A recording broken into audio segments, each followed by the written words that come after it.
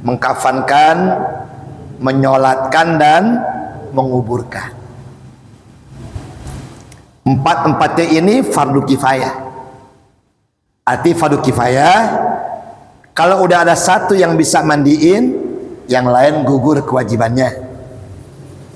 Ada satu orang yang bisa mengkafankan, yang lain gugur kewajibannya, sampai kepada nyolatin dan nguburin.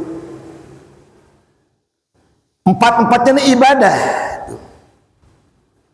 Karena ibadah harus mengkedepankan lillahi ta'ala, mengkedepankan keikhlasan. Tuh.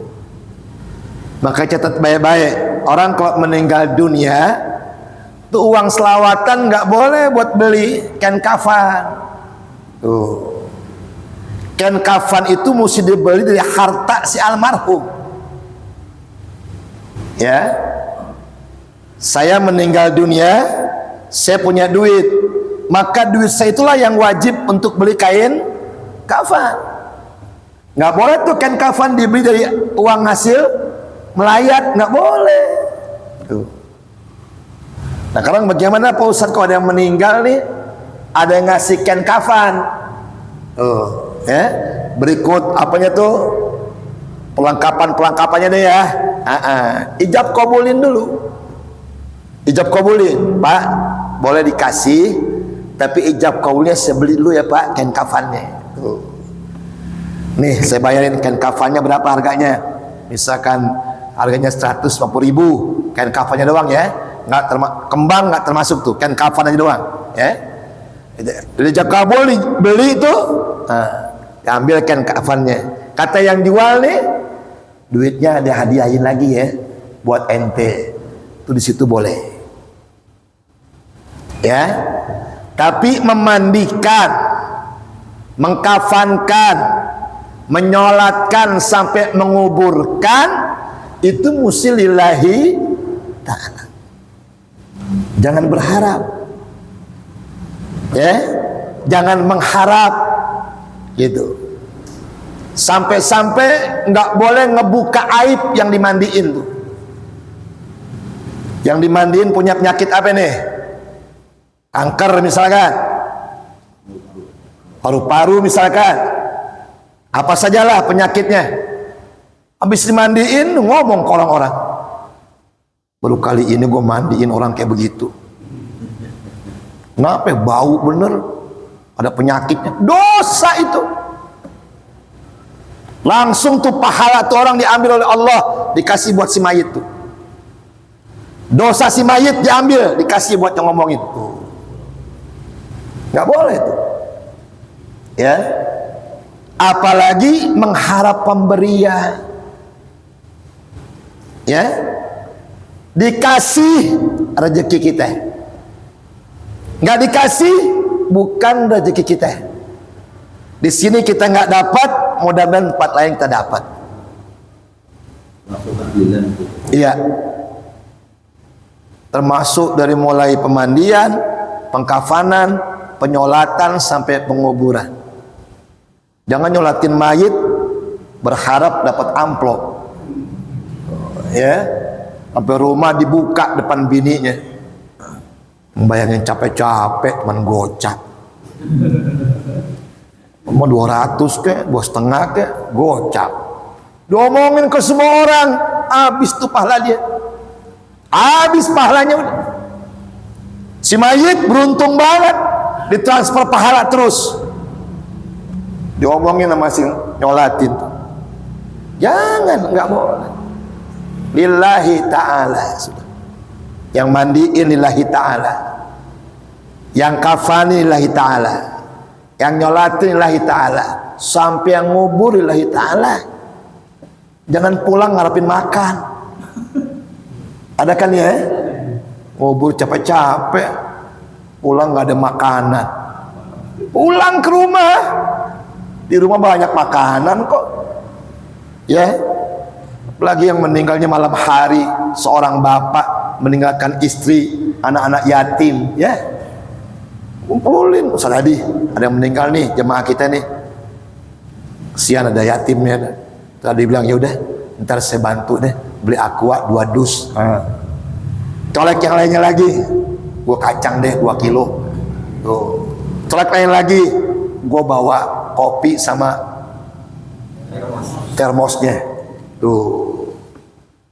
Jangan ada orang meninggal ngarepin kok nasi goreng. Oh, nasi goreng nih, orang lagi nangis, lagi sedih, suruh masak nasi goreng. Maka kata Nabi, haram di rumah orang yang kematian ada asap, haram. Di rumah orang yang kematian, artinya ketika jenazah masih ada di tempat, tidak boleh ada asap. Bukan hanya masak, lagi melayat depan ngobrol, yang samsu, yang gudang garam, nggak boleh. Habis baca Yasin, tali selesai, udah pulang, jangan ngobrol di depan.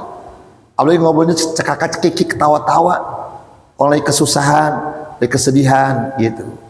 Ya, kalau mau ngobrol juga ngobrol yang enak-enak aja, ngobrol soal agama dan sebagainya gitu.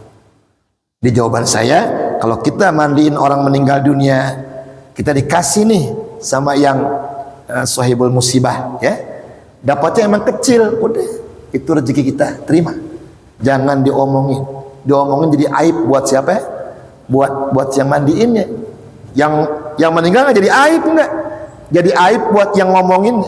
Tuh, segini doang, ya doang. Ya, jangan. Ya, lillahi ta'ala sudah. Nanti balasan sesuai dengan perbuatan. Ya, saya juga sama sebagai mubalik, penceramah, gitu. Sama. Ada yang ngasih lebih, ada yang ngasih kurang, ada yang lillahi ta'ala. Ya, terus kita mengudumel. Kita bukan pekerja, kita pengajak orang untuk berbuat baik. Selesai. Jangan ngarep lagi sampai DP-DP-an. Ada gak ya? DP, mengundang kiai pakai DP, mau beli tanah pakai DP-DP-an. Jangan. Saya ngajar di Al Imron beberapa tahun ya saat dia BBM naik, nggak minta naik saya. Iya, terima apa ya yang diberikan oleh murid kita, ya, lillahi ta'ala sudah. Jangan membeda-bedakan. Lagi nanya berapa transportnya, banyak yang hadir. Yang ada 3, 4, 5 orang, kita kewajiban kita ngajak aja udah 5 orang itu. Nggak usah ngarepin tempatnya di dalam apa di luar, pakai panggung apa enggak dan sebagainya. Nggak usah, ya, nggak usah. Makanya kalau ente ke rumah aneh ngundang saya gitu, ntar yang bawa jadwal kalau saya nggak ada bini saya tuh, mau tanggal berapa pak nih buku jadwalnya, cari yang kosong, cari dia sendiri. Udah saya yang bilang nih jadwal saya mau tanggal berapa, cari yang kosong gitu. Ya, kadang-kadang Ustaz nggak begitu, ketemu asisten, ya, asisten minta uang muka sekian. Bapak biasanya kalau di luar kota sekian, kalau di dalam kota sekian. Waduh, pakai tarik-tarik begitu, pusing kita, kayak masuk supermarket. Ya jangan begitu. Ya, Menkosida itu pernah Bapak Pardi, orang undang minta sekian, udah berangkat, kita nyalurin hobi dakwah Islam, ya, mau dikasih berapa sama yang hajat, terima, selesai. Tuh, ya, sama Marawis juga begitu, Hadroh juga begitu, sama, ya. Jadi begitu jawabannya tadi ya, kita mesti mengedepankan lillahi ta'ala, ya, keikhlasan. Makanya Allah ajarkan ikhlas itu ada pada surah Al-Ikhlas. Qul huwallahu Allahus lam yalid wa lam yakul lahu. Surat itu surat apa? Al-Ikhlas. Ada kalimat ikhlasnya? Nggak ada. Kalau orang bersifat ikhlas, nggak usah disebut. Ya, panitia apa nih? Maulid. Ya, aku cuma ngasih duit 50.000 nih ya. Yang penting ikhlas ya.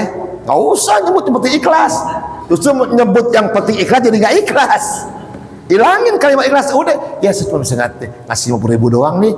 Udah tulis namanya. Tuh, 50.000. Tuh.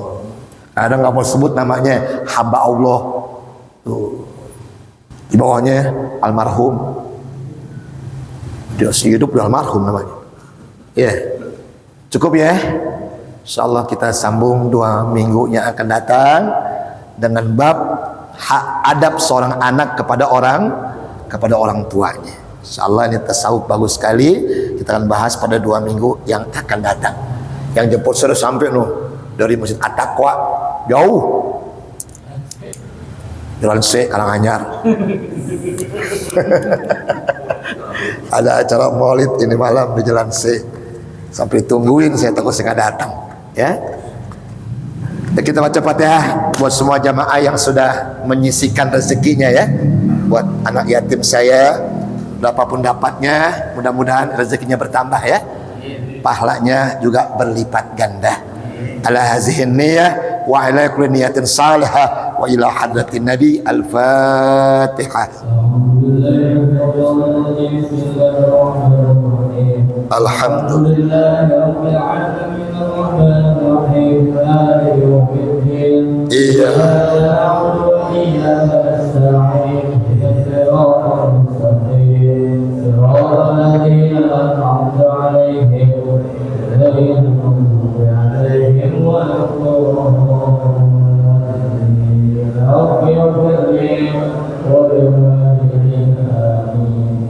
Allahumma wa bihamdika ashhadu an la ilaha illa anta astaghfiruka wa atubu ilaik bi rahmatika ya arhamar rahimin walhamdulillahi rabbil alamin. Sekian dari saya, mohon maaf. Assalamualaikum warahmatullahi wabarakatuh.